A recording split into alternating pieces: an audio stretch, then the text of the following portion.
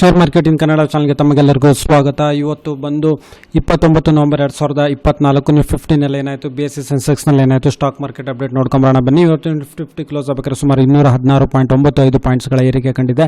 ಅಂದರೆ ಸುಮಾರು 24,131.10 ಇವತ್ತು ನಿಫ್ಟಿ 50 ಕ್ಲೋಸ್ ಆಗಿದೆ. ಹಾಗೆ BSE ಸೆನ್ಸೆಕ್ಸ್ನಲ್ಲಿ ಒಂದು ಒಳ್ಳೆಯ ಏರಿಕೆ ತೋರಿಸಿದೆ. ಸುಮಾರು 759 ಪಾಯಿಂಟ್ಸ್ಗಳ ಒಂದು ಏರಿಕೆಯಾಗಿ 79,802.79 ಇವತ್ತು ಕ್ಲೋಸ್ ಆಗಿದೆ.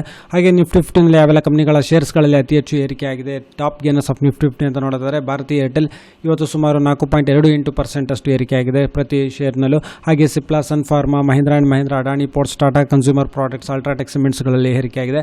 ಹಾಗೆ ONGC, Reliance Industries, L&T, Grasim Industries, Hindustan Unilever, JSW steel, Titan, ಹಾಗೆ ಮಾರುತಿ ಸುಜುಕಿ ಇಂಡಿಯಾ ಶೇರ್ಸ್ಗಳು, ICICI bank, Adani Enterprises, Bajaj Finance, Wipro, Hindalco Industries, Tata Motors, ಹಾಗೆ Asian Paints, Tata Steel, Trent ಮತ್ತು ಭಾರತ್ ಎಲೆಕ್ಟ್ರಾನಿಕ್ಸ್ ಶೇರ್ಸ್ಗಳಲ್ಲಿ ಇವತ್ತು ಏರಿಕೆ ಕಂಡಿದೆ.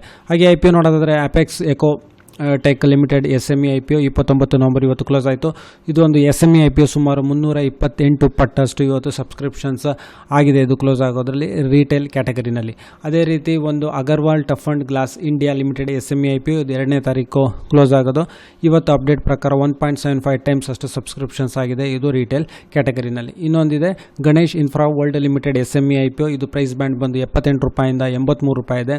ಹಾಗೆ ಮಿನಿಮಮ್ ಇನ್ವೆಸ್ಟ್ಮೆಂಟ್ 1,24,800 ರೂಪಾಯಿ.